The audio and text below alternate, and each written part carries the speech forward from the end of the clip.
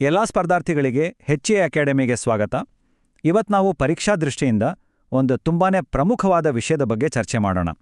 ಮೊಘಲರ ಶಕ್ತಿ ಕುಗ್ಗುತ್ತಿದ್ದ ಕಾಲ, ಮರಾಠರು ಉದಯಿಸ್ತಿದ್ದ ಸಮಯ ಮತ್ತು ಅದೇ ಹೊತ್ತಿಗೆ ಬ್ರಿಟಿಷರು ಭಾರತಕ್ಕೆ ಕಾಲಿಟ್ಟ ಆ ಒಂದು ನಿರ್ಣಾಯಕ ಘಟ್ಟ. ಬನ್ನಿ, ಈ ಅಧಿಕಾರ ಬದಲಾವಣೆಯ ಕಥೆಯನ್ನು ಒಟ್ಟಿಗೆ ಅರ್ಥ ಮಾಡಿಕೊಳ್ಳೋಣ. ನಾವು ವಿಷಯವನ್ನ ಶುರು ಮಾಡೋಕ್ಕೂ ಮುಂಚೆ ಒಂದು ಸಣ್ಣ ಮನವಿ. ನಮ್ಮ ಈ ಪ್ರಯತ್ನ ನಿಮಗೆ ಇಷ್ಟ ಆಗ್ತಿದ್ರೆ ದಯವಿಟ್ಟು ಲೈಕ್ ಮಾಡಿ, ಹಾಗೆ ನಮ್ಮ ಚಾನೆಲ್ಗೆ ಸಬ್ಸ್ಕ್ರೈಬ್ ಆಗೋದನ್ನ ಮರಿಬೇಡಿ. ಇದು ನಮಗೆ ಮತ್ತಷ್ಟು ಉತ್ತಮ ವಿಶ್ಲೇಷಣೆಗಳನ್ನ ತರಲು ಪ್ರೋತ್ಸಾಹ ನೀಡುತ್ತೆ. ಸರಿ, ಹಾಗಾದ್ರೆ ಇವತ್ತಿನ ನಮ್ಮ ಚರ್ಚೆಯ ರೂಪುರೇಷೆ ಏನು ನೋಡಿ. ಮೊದಲು ಛತ್ರಪತಿ ಶಿವಾಜಿ ಮಹಾರಾಜರ ಉದಯದಿಂದ ಶುರು ಮಾಡಿ ಅವರ ಆಡಳಿತ ಹೇಗಿತ್ತು ಅಂತ ನೋಡಿ. ಆಮೇಲೆ ಮೊಘಲರು ಮತ್ತು ಬ್ರಿಟಿಷರ ಎಂಟ್ರಿ, ಕೊನೆಗೆ ಪೇಶ್ವೆಗಳ ಕಾಲಘಟ್ಟದ ಬಗ್ಗೆ ತಿಳಿದುಕೊಂಡು ಲಾಸ್ಟ್ನಲ್ಲಿ ಒಂದು ಕ್ವಿಕ್ ರಿವಿಷನ್ ಕೂಡ ಮಾಡೋಣ. ಸರಿ, ಹಾಗಿದ್ರೆ ಶುರು ಮಾಡೋಣ. ನಮ್ಮ ಇವತ್ತಿನ ಕಥೆ ಶುರುವಾಗೋದೇ ಮರಾಠ ಸಾಮ್ರಾಜ್ಯದ ಸ್ಥಾಪಕರಾದ ಛತ್ರಪತಿ ಶಿವಾಜಿ ಮಹಾರಾಜರಿಂದ. ಒಬ್ಬ ಜಾಗೀರ್ದಾರದ ಮಗ ಹೇಗೆ ಒಂದು ಸಾರ್ವಭೌಮ ಸಾಮ್ರಾಜ್ಯದ ರಾಜನಾದ ಅನ್ನೋ ರೋಚಕ ಕಥೆ ಇದು. ಇಲ್ಲಿ ಸ್ಕ್ರೀನ್ ಮೇಲೆ ನೋಡಿ, ಈ ಟೈಮ್ಲೈನ್ ಶಿವಾಜಿಯ ಜೀವನದ ಪ್ರಮುಖ ಘಟ್ಟಗಳನ್ನ ತೋರಿಸುತ್ತೆ. 1630ರಲ್ಲಿ ಶಿವನೇರಿ ಕೋಟೆಯಲ್ಲಿ ಜನನದಿಂದ ಹಿಡಿದು 1674ರಲ್ಲಿ ರಾಯ್ಗಢದಲ್ಲಿ ಅವರ ಪಟ್ಟಾಭಿಷೇಕದವರೆಗೆ. ನೋಡಿ, ಇಲ್ಲಿರೋ ಪ್ರತಿಯೊಂದು ಹೆಸರು, ಪ್ರತಿಯೊಂದು ವರ್ಷ, ಪ್ರತಿಯೊಂದು ಜಾಗ ಎಲ್ಲವೂ ಪರೀಕ್ಷೆಗೆ ತುಂಬಾನೇ ಇಂಪಾರ್ಟೆಂಟ್. ಇದ್ರ ಮೇಲ್ನೇ ಡೈರೆಕ್ಟ್ ಪ್ರಶ್ನೆಗಳು ಬರುತ್ತೆ. ಈಗ ಇದೇ ಟೈಮ್ಲೈನ್ ಇಟ್ಕೊಂಡು ಕೆಲವು ಹಿಂದಿನ ವರ್ಷದ ಪ್ರಶ್ನೆಗಳನ್ನು ನೋಡೋಣ ಬನ್ನಿ. ನೋಡಿ, PCKSRP 2002ರಲ್ಲಿ ಕೇಳಿದ ಪ್ರಶ್ನೆ, ಶಿವಾಜಿಯ ಜನ್ಮಸ್ಥಳ ಯಾವುದು? ಉತ್ತರ ಸಿಂಪಲ್, ಶಿವನೇರಿ ದುರ್ಗ. ಆದರೆ ಅವರ ಗುರುಗಳ ಬಗ್ಗೆ ಕೇಳಿದಾಗ ಇಲ್ಲೇ ನೋಡಿ ವಿದ್ಯಾರ್ಥಿಗಳು ಜಾಸ್ತಿ ಕನ್ಫ್ಯೂಸ್ ಆಗೋದು. PC ಕಾರಂಡಾರ್ 2011ರಲ್ಲಿ ಶಿವಾಜಿಯ ಬಾಲ್ಯದ ಗುರು ಯಾರು ಅಂತ ಕೇಳಿದ್ರೆ ಉತ್ತರ ದಾದಾಜಿ ಕೊಂಡದೇವ. ಅದೇ ವಾರ್ಡರ್ 2019 ಮತ್ತೆ SDA GK 2021ರಲ್ಲಿ ಆಧ್ಯಾತ್ಮಿಕ ಗುರು ಯಾರು ಅಂತ ಕೇಳಿದರೆ ಉತ್ತರ ಸಮರ್ಥ ರಾಮದಾಸ್. ಸೊ ಇಲ್ಲಿ ಗೊಂದಲ ಬೇಡ. ಆಡಳಿತ, ಯುದ್ಧ ತರಬೇತಿ ಕೊಟ್ಟಿದ್ದು ದಾದಾಜಿ ಕೊಂಡದೇವ, ಆಧ್ಯಾತ್ಮಿಕ ಮಾರ್ಗದರ್ಶನ ನೀಡಿದವರು ಸಮರ್ಥ ರಾಮದಾಸ್. ಕ್ಲಿಯರ್ ಅಲ್ವಾ? ಶಿವಾಜಿ ಹೀಗೆ ಪ್ರಬಲರಾಗ್ತಿದ್ದ ಹಾಗೆ ಆಗ ದಕ್ಷಿಣ ಭಾರತದ ದೊಡ್ಡ ಶಕ್ತಿಯಾಗಿದ್ದ ಬಿಜಾಪುರ ಸುಲ್ತಾನ್ರಿಗೆ ಸಹಜವಾಗಿಯೇ ತಲೆನೋವು ಶುರುವಾಯಿತು. ಇದು ಇತಿಹಾಸದ ಒಂದು ಪ್ರಸಿದ್ಧ ಮುಖಾಮುಖಿಗೆ ದಾರಿ ಮಾಡಿಕೊಡ್ತು. ನೋಡಿ, ನಾನ್ ಹೇಳಿದ್ದಕ್ಕೆ ಇಲ್ಲಿದೆ ಸಾಕ್ಷಿ. PC ಕಾರಂಡಾರ್ HK NHK 2020 ಪರೀಕ್ಷೆಯ ಪ್ರಶ್ನೆ, ಶಿವಾಜಿಯೊಂದಿಗೆ ಯುದ್ಧ ಮಾಡಿದ ಅಫ್ಜಲ್ ಖಾನ್ ಯಾವ ರಾಜ್ಯದ ಆಡಳಿತಗಾರನಾಗಿದ್ದನು? ಉತ್ತರ ಏನು? ಬಿಜಾಪುರ. ಸೊ ಅಫ್ಜಲ್ ಖಾನ್ ಮತ್ತು ಬಿಜಾಪುರ, ಈ ಲಿಂಕನ್ನ ಚೆನ್ನಾಗಿ ನೆನ್ಪಿಟ್ಕೊಳ್ಳಿ. ಆ ದೈತ್ಯ ಅಫ್ಜಲ್ ಖಾನ್ನನ್ನ ಮುಖಾಮುಖಿಯಾಗಿ ಸೋಲಿಸೋದು ಕಷ್ಟ ಅಂತ ಶಿವಾಜಿಗೆ ಗೊತ್ತಿತ್ತು. ಹಾಗಾಗಿ ಒಂದು ಮಾಸ್ಟರ್ ಪ್ಲಾನ್ ಮಾಡ್ತಾರೆ, ಒಂದು ರಹಸ್ಯ ಅಸ್ತ್ರವನ್ನ ಬಳಸ್ತಾರೆ. ಅದರ ಹೆಸರೇನು ಗೊತ್ತಾ? ವ್ಯಾಘ್ರ ನಖ, ಅಂದ್ರೆ ಹುಲಿಯ ಉಗುರು. ಈ ಹೆಸರನ್ನ ಮರಿಲೇಬೇಡಿ, ಯಾಕಂದ್ರೆ PCKSRP ಅಂಡ್ IRB 2018ರ ಪರೀಕ್ಷೆಯಲ್ಲಿ ಇದೇ ಪ್ರಶ್ನೆ ಬಂದಿತ್ತು. ಶಿವಾಜಿಯ ಗೆಲುವು ಕೇವಲ ಆಯುಧಗಳಿಂದ ಬಂದಿದ್ದಲ್ಲ, ಅದರ ಹಿಂದೆ ಒಂದು ಅದ್ಭುತ ಯುದ್ಧತಂತ್ರ ಇತ್ತು. ಅದೇ ಗೆರಿಲ್ಲಾ ಯುದ್ಧತಂತ್ರ, ಅಂದ್ರೆ ಹೊಡೆದು ಓಡಿ ಹೋಗೋದು. ಹಾಗಾದ್ರೆ ಈ ತಂತ್ರವನ್ನ ಶಿವಾಜಿ ಯಾರಿಂದ ಕಲ್ತರು? ಇದು ಕೂಡ ಒಂದು ಪ್ರಶ್ನೆ. SDA GK 2018 ಪೇಪರ್ನಲ್ಲಿ ಕೇಳಿದ್ರು. ಉತ್ತರ ಅಹಮದ್ ನಗರದ ಮಲಿಕ್ ಅಂಬರ್ನಿಂದ. ಸರಿ, ಶಿವಾಜಿ ಯುದ್ಧಗಳನ್ನ ಗೆದ್ರೋ, ಸಾಮ್ರಾಜ್ಯ ಕಟ್ಟಿದ್ರು, ಆದ್ರೆ ಆಡಳಿತವನ್ನ ಹೇಗೆ ನಡೆಸಿದ್ರು? ಅವರ ಸ್ವರಾಜ್ಯದ ಕಲ್ಪನೆ ಹೇಗಿತ್ತು? ಬನ್ನಿ, ಈಗ ಅದನ್ನ ನೋಡೋಣ. ಹೌದು, ಇಷ್ಟೊಂದು ದೊಡ್ಡ ಸಾಮ್ರಾಜ್ಯವನ್ನ ಒಬ್ಬರೇ ನಿಭಾಯಿಸೋದು ಕಷ್ಟ. ಅದಕ್ಕೆ ಶಿವಾಜಿ ಒಂದು ಅದ್ಭುತ ವ್ಯವಸ್ಥೆ ತಂದ್ರು.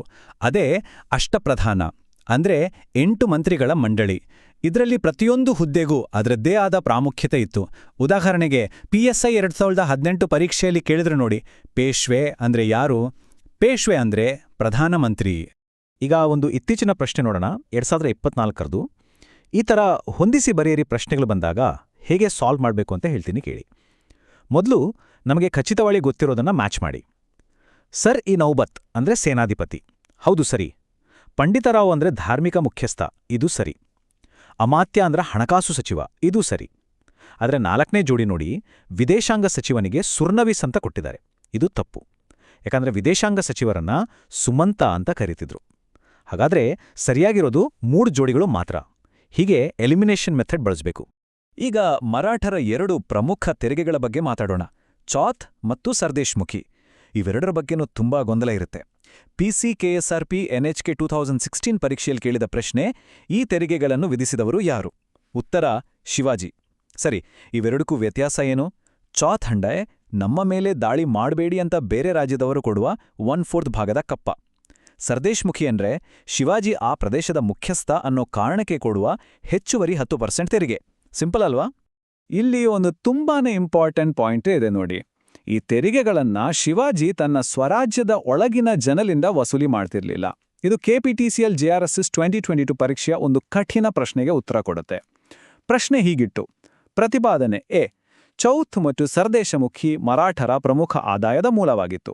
ಕಾರಣ ಆರ್, ಇವುಗಳನ್ನು ಸ್ವರಾಜ್ಯದ ಹೊರಗಿನ ಪ್ರದೇಶಗಳಿಂದ ಸಂಗ್ರಹಿಸಲಾಗುತ್ತಿತ್ತು. ಉತ್ತರ ಏನು? ಎ ಮತ್ತು ಆರ್ ಎರಡೂ ಸರಿ, ಮತ್ತು ಆರ್ ಎಗೆ ಸರಿಯಾದ ಕಾರಣ. ಯಾಕಂದ್ರೆ ಹೊರಗಿನಿಂದ ಬರೋ ಆದಾಯ ಆಗಿದ್ದಕ್ಕೆ ಅದಷ್ಟು ಮುಖ್ಯವಾಗಿತ್ತು. ಸರಿ, ದಕ್ಷಿಣದಲ್ಲಿ ಮರಾಠರು ಹೀಗೆ ಪ್ರಬಲರಾಗ್ತಿದ್ರೆ ಉತ್ತರದಲ್ಲಿ ಮೊಘಲ್ ಸಾಮ್ರಾಜ್ಯದ ಸೂರ್ಯ ಮುಳುಗುತ್ತಿದ್ದ. ಇದೇ ಗ್ಯಾಪ್ನಲ್ಲಿ ಸಮುದ್ರ ದಾಟಿ ಒಂದು ಹೊಸ ಶಕ್ತಿ ಎಂಟ್ರಿ ಕೊಡ್ತು. ಅವರೇ ಇಂಗ್ಲಿಷ್ ಈಸ್ಟ್ ಇಂಡಿಯಾ ಕಂಪನಿ. ಪರೀಕ್ಷೆಗಳಲ್ಲಿ ಜಹಾಂಗೀರ್ನ ಕಾಲದ ಬಗ್ಗೆ ತುಂಬಾ ಪ್ರಶ್ನೆಗಳು ಬರುತ್ತೆ. PCKSRP 2002, ಜೈಲರ್ 2011, ESI 2013 ಈ ಎಲ್ಲ ಪರೀಕ್ಷೆಗಳಲ್ಲೂ ಕೇಳಿರೋದು ಒಂದೇ ಪಾಯಿಂಟ್: ಈಸ್ಟ್ ಇಂಡಿಯಾ ಕಂಪನಿ ಭಾರತದಲ್ಲಿ ತನ್ನ ಮೊದಲ ಕಾರ್ಖಾನೆಯನ್ನು ಸ್ಥಾಪಿಸಿದ್ದು ಯಾವ ಮೊಘಲ್ ರಾಜನ ಕಾಲದಲ್ಲಿ? ಉತ್ತರ ಜಹಾಂಗೀರ್. ಇಲ್ಲಿ ಗಮನ ಕೊಡಿ, ಇಲ್ಲೊಂದು ಪರೀಕ್ಷಾ ಬಲ ಇದೆ.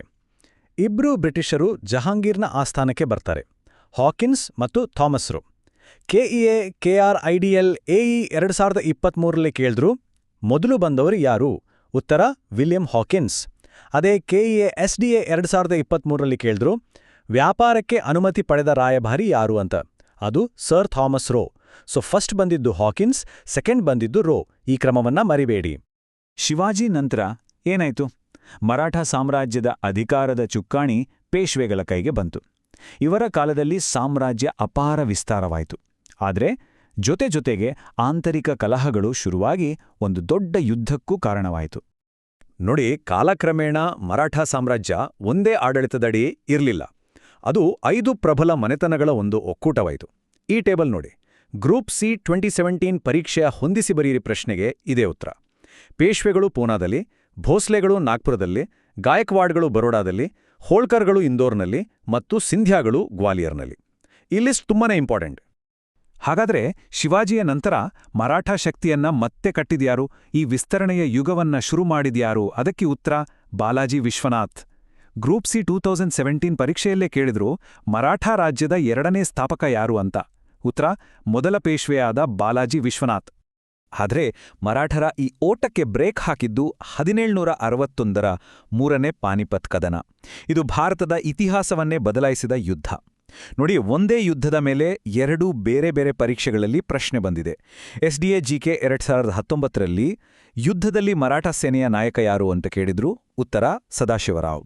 ಅದೇ PSI ಸಿವಿಲ್ ಇಂಟ್ 2017ರಲ್ಲಿ ಈ ಯುದ್ಧದ ಸಮಯದಲ್ಲಿ ದೆಹಲಿಯ ಮೊಘಲ್ ಬಾದ್ಶಾ ಯಾರು ಅಂತ ಕೇಳಿದ್ರು. ಉತ್ತರ ಶಾ ಆಲಂ II. ನೋಡಿ, ಹೀಗೆ ಒಂದೇ ವಿಷಯದ ಸುತ್ತ ಹೇಗೆಲ್ಲ ಪ್ರಶ್ನೆಗಳನ್ನ ಕೇಳ್ಬೋದು. ಮೊಘಲ್ ಸಾಮ್ರಾಜ್ಯ ದುರ್ಬಲ ಆಗ್ತಿದ್ದ ಹಾಗೆ ಅವರ ಕೆಳಗಿದ್ದ ಗವರ್ನರ್ ಬಲೆ ತಮ್ಮ ರಾಜ್ಯಗಳನ್ನ ಸ್ವತಂತ್ರ ಅಂತ ಘೋಷಿಸಿಕೊಂಡ್ರು. ESI 2017ನ ಪ್ರಶ್ನೆ: ಹೈದರಾಬಾದ್ ರಾಜ್ಯ ಸ್ಥಾಪಿಸಿದ್ದು ಯಾರು? ಉತ್ತರ Nizam ul milk. BWSB FDA 2019ನ ಪ್ರಶ್ನೆ: ಔದ್ ರಾಜ್ಯ ಸ್ಥಾಪಿಸಿದ್ದು ಯಾರು? ಉತ್ತರ ಸಾದತ್ ಖಾನ್. ಕೊನೆಗೆ PC ಕಾರ್ ಆ್ಯಂಡ್ ಡಾರ್ 2016ನ ಪ್ರಶ್ನೆಯಂತೆ 1857ನ ದಂಗೆ ನಂತರ ಕೊನೆಯ ಮೊಘಲ್ ದೊರೆ ಬಹಾದುರ್ ಶಾ II ಗಡೀಪಾರು ಮಾಡುವುದರೊಂದಿಗೆ ಮೊಘಲ್ ಯುಗವೇ ಕೊನೆಗೊಳ್ಳುತ್ತೆ. ಸರಿ, ಇಷ್ಟೊತ್ತು ನಾವು ತುಂಬಾ ವಿಷಯಗಳನ್ನ ಚರ್ಚೆ ಮಾಡಿದ್ದೀವಿ. ಈಗ ಪರೀಕ್ಷೆಗೆ ಹೋಗೋಕ್ಕೂ ಮುಂಚೆ ಎಲ್ಲವನ್ನೂ ಒಮ್ಮೆ ಫಟಾಫಟ್ ಅಂತ ರಿವೈಸ್ ಮಾಡೋಣ. ರೆಡಿ ತಾನೇ? ಬನ್ನಿ, ಸ್ಕ್ರೀನ್ ಮೇಲೆ ಫೋಕಸ್ ಮಾಡಿ. ಶಿವಾಜಿಯ ಜನ್ಮಸ್ಥಳ ಶಿವನೇರಿ ಕೋಟೆ. ಅಫ್ಜಲ್ ಖಾನ್ ವಿರುದ್ಧ ಬಳಸಿದ ಆಯುಧ ವ್ಯಾಘ್ರ ನಖ. ಶಿವಾಜಿಯ ಆಡಳಿತ ಅಷ್ಟಪ್ರಧಾನ್. ಪ್ರಧಾನಮಂತ್ರಿ ಪೇಶ್ವೆ. 2 ತೆರಿಗೆಗಳು ಚೌಥ್ ಮತ್ತು ಸರ್ದೇಶಮುಖಿ. ಈಸ್ಟ್ ಇಂಡಿಯಾ ಕಂಪನಿ ಬಂದಾಗ ಮೊಘಲ್ ರಾಜ ಜಹಾಂಗೀರ್. ಮೊದಲು ಬಂದ ಬ್ರಿಟಿಷ್ ರಾಯಭಾರಿ ಹಾಕಿನ್ಸ್. 2ನೇವನು ರೋ. 3ನೇ ಪಾನಿಪತ್ ಯುದ್ಧ 1761 ಸದಾಶಿವರಾವ್ ವರ್ಸೆಸ್ ಅಬ್ದಾಲಿ. ಕೊನೆಯ ಮೊಘಲ್ ದೊರೆ ಬಹಾದುರ್ ಶಾ II. ಪರ್ಫೆಕ್ಟ್.